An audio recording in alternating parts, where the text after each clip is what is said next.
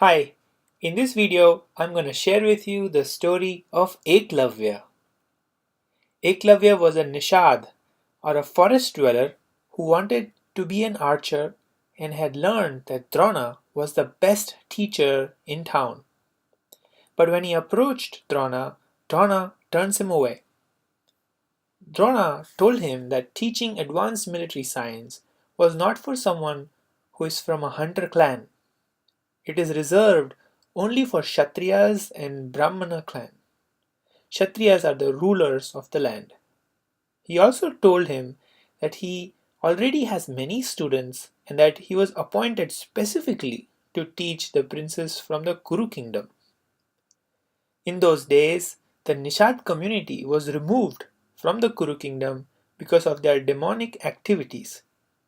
Nishads thus lived in the forest and did hunting as their main activity. Many a times, Nishads looted people who passed from the forest and thus were generally considered as dacoits. Let's get to know Eklavya more. Eklavya is a son of Hiranyadhanu and Sulekha, who belonged to the Nishad clan. After being rejected by Drona, Eklavya still does not give up Drona as his teacher. He makes a life-size idol of Dronacharya in clearing in the woods, not far from Dronacharya's training academy. He taught himself archery under Dronacharya's idol's watchful gaze.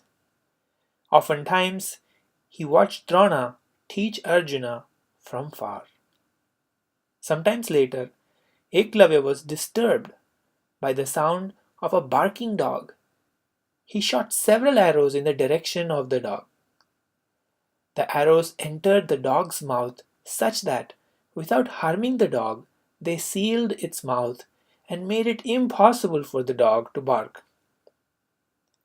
The dog turned out to be the hunting hound of the Pandavas. Arjuna was surprised to find his dog gagged in such a way. He presented the dog to Drona and said, "You said you would make me the greatest archer in the world, but whoever did this unbelievable feat is surely greater." Drona decided to investigate and found himself face to face with his own effigy in a clearing in the woods. Eklavya rushed towards Drona and welcomed him. "Who taught you this?" asked Drona. "You did. Not in person, of course, but by your blessing through this effigy, I taught myself." Drona said, "You must pay me a fee for what you have learned because of me." "Whatever you wish is yours," said Eklavya. After a minute of pause, Drona said, "The thumb of your right hand. Give me your thumb."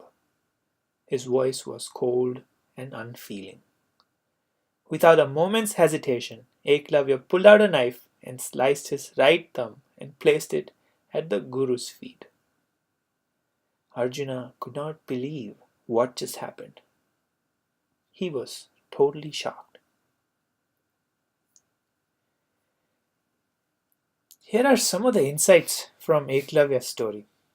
The number one thing we learn is Eklavya was able to teach himself because of his intense dedication.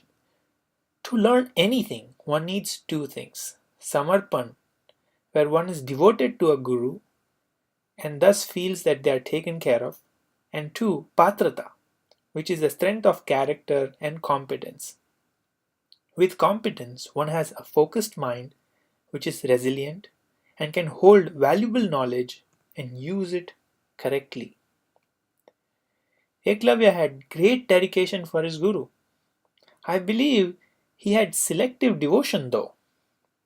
Given his right thumb, without hesitation, has no doubt come to define exemplary discipleship, but it does not add up when he chooses not to follow his guru's earlier instructions. Remember, Dronacharya told him earlier that advanced military science is not for anyone and everyone. It was only for Kshatriyas and Brahmanas. By that, Dronacharya was telling Eklavya to give up his desire to learn these skills but he did not obey. Instead, he learned by watching from far how Drona was teaching Arjuna and by practicing himself. I would say he had maybe selective devotion at best for his guru. Another incident which needs more thought is when Eklavya was disturbed by the dog's barking, he sealed it up without hurting the dog, of course. It could be seen as a spectacle, but it could also be seen as barbaric. To seal up the mouth of a poor dog which can no longer bark now. Who does this? What about Dronacharya's action here to ask for Eklavya's right thumb? One could see Dronacharya as someone who is destroying Eklavya's career to ensure he keeps his promise to Arjuna to make him the greatest archer. But one could also see the greatness of Dronacharya here. It appears he was partial to Arjuna, but he uplifted Eklavya and also preserved his dharma or his duty. His duty was to maintain the law of the land, which was to only teach advanced military science to Kuru princes and not to dacoits or forest dwellers. Dronacharya took blame on him and uplifted his student so he could do less harm in the future. Even after this incident, Eklavya continues his practice without his right thumb and was able to quickly master shooting an arrow using his index finger and his other fingers. After growing up, Eklavya takes the side of Jarasan, who did wrong things, many wrong things, and had captured 99 kings. Sri Krishna eventually kills Eklavya in a war against Jarasan's army. Capturing 99 kings required Jarasan to do a lot of wrong things, and thus he was on the side of adharma, non-righteousness, and Eklavya joined Jarasan, which was the fear of Dronacharya. He feared he would use these advanced military science for wrong things. And Dronacharya was right.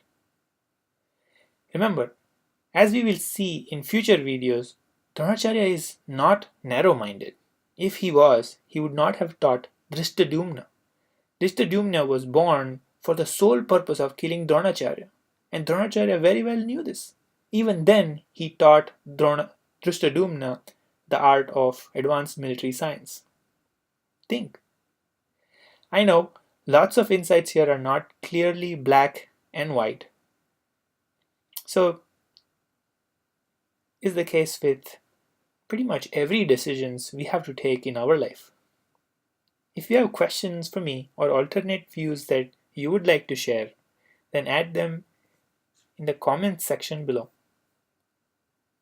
In the next video, you will see the welcome ceremony of Pandavas and Kauravas at Hastinapur. Thanks for watching.